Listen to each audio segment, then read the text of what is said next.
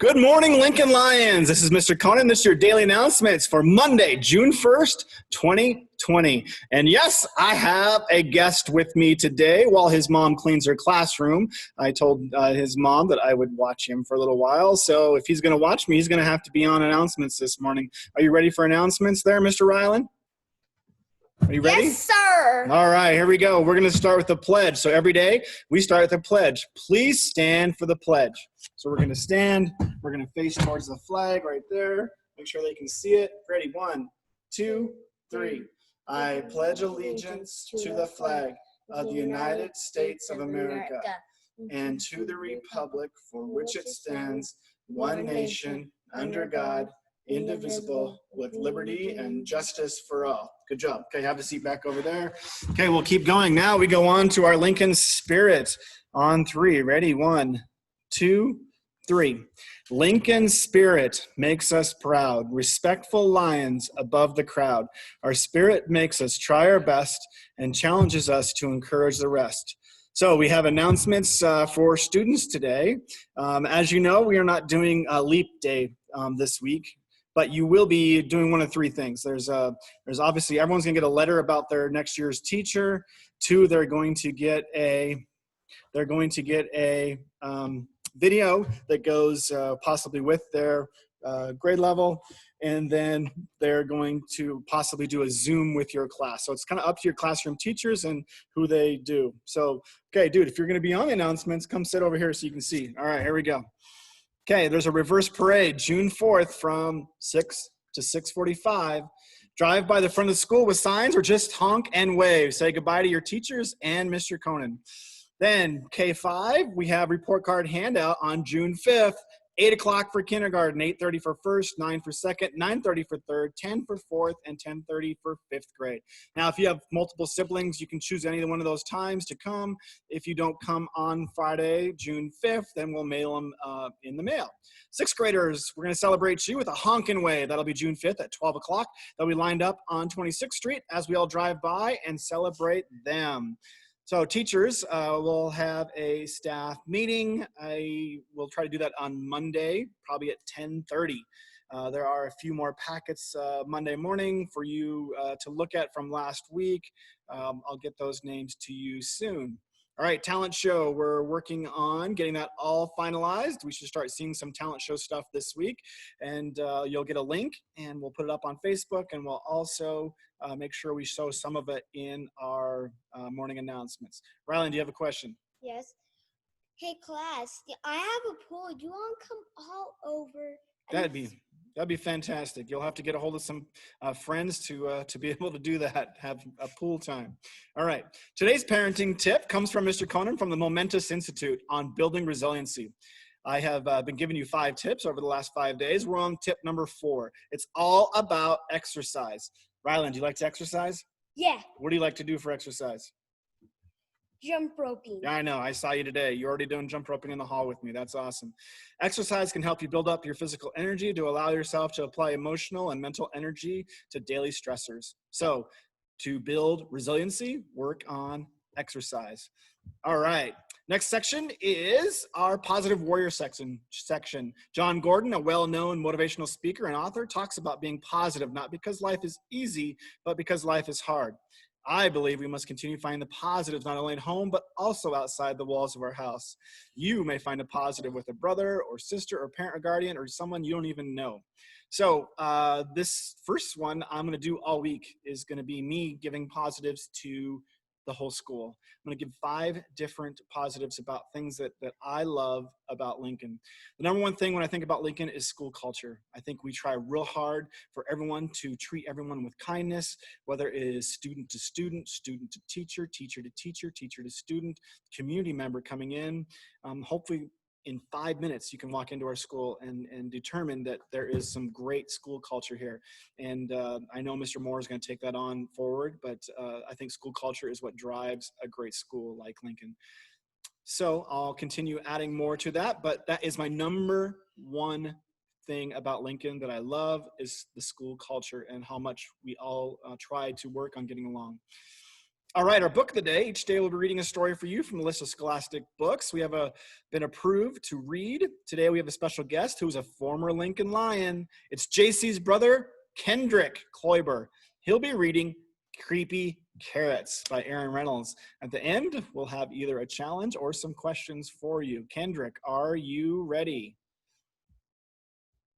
Looks like he's ready. Looks like he's ready. Here we go. Here we go. Okay, our voices have to be off while Kendrick reads. Here we go. Good morning, Lincoln Lions. My name is Kendrick Kloiber. I am JC Kloiber's older brother, also a former Lion. Today I'm going to be reading to you Creepy Carrots. It's a book by Aaron Reynolds and Peter Brown.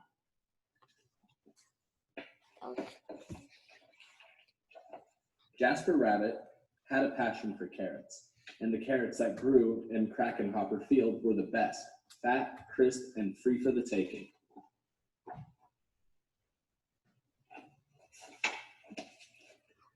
He pulled some for a morning snack on the way to school. He yanked a few out on his way to Little League practice. He ripped them from the ground on his way home at night. Jasper couldn't get enough carrots.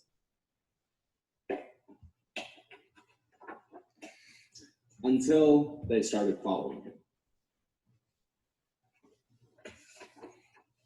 He first noticed something strange after the big game against the East Valley Hares.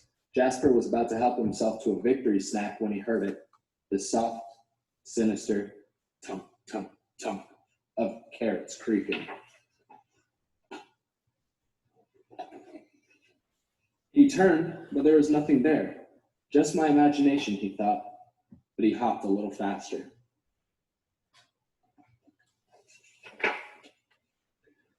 That night, as he was brushing his teeth, there they were. Jasper whipped around, but nothing. He laughed at himself, picked his toothbrush off the floor, and went to bed quickly.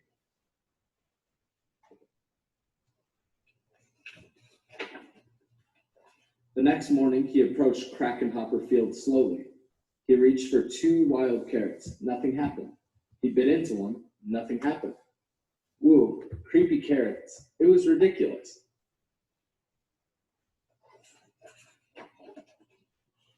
But when he arrived home that evening, "Mom, Mom," Jasper screamed, "creepy carrots in the shed." His mom opened the door slowly. There weren't any carrots, not even the regular kind. "There are no such thing as creepy carrots," Mom said, shaking her head.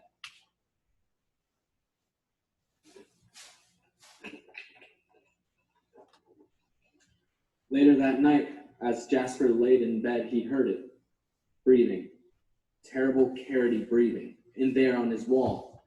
"Creepy carrots," he shouted. "Dad, Dad!" His dad thumped into the bedroom and threw on the light.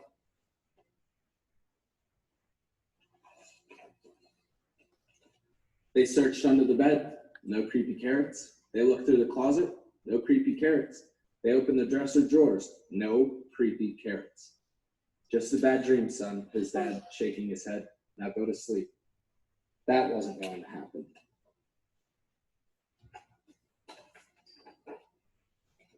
By the end of the week, Jasper was seeing creepy carrots creeping everywhere.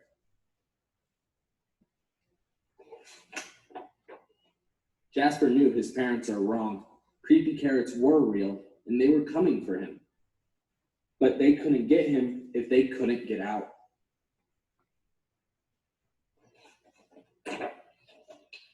Jasper hatched a plan. First thing on Saturday, he grabbed supplies and headed to Krakenhopper Field.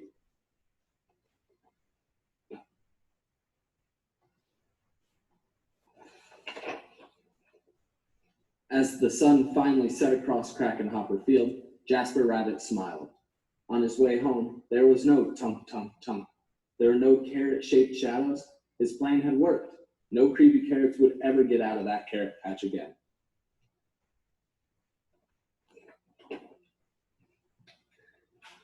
And as the sun finally set, the carrots of Krakenhopper Field cheered. Their creepy plan had worked. They were sure of it. Jasper Rabbit would never get into that carrot patch again. The end. Thank you guys so much for having me today.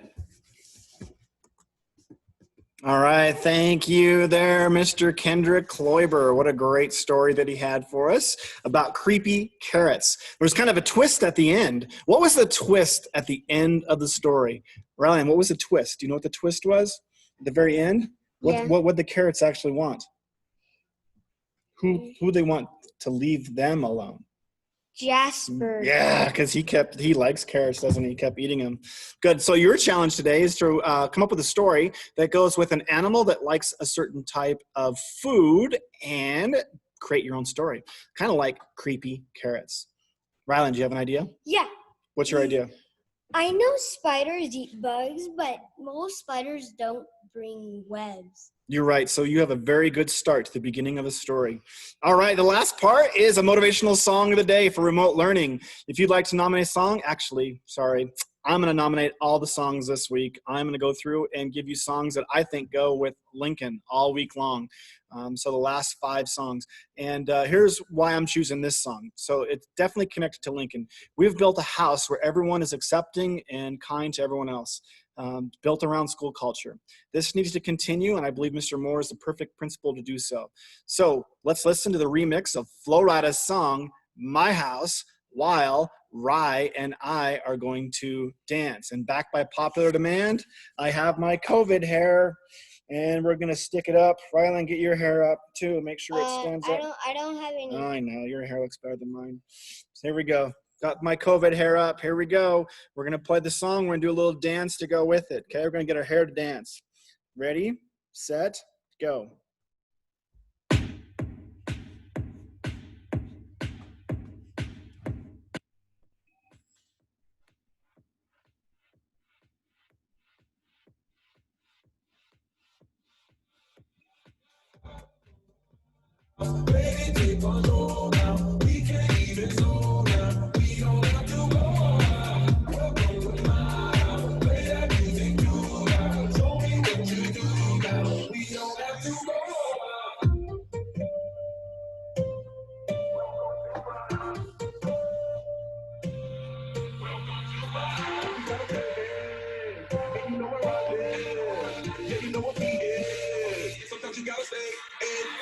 Welcome to my house, baby, take control now. We can't even slow down. We don't have to go out. Welcome to my house, play that music too loud. Show me what you do now. We don't have to go out. It's my house, my house. Welcome to my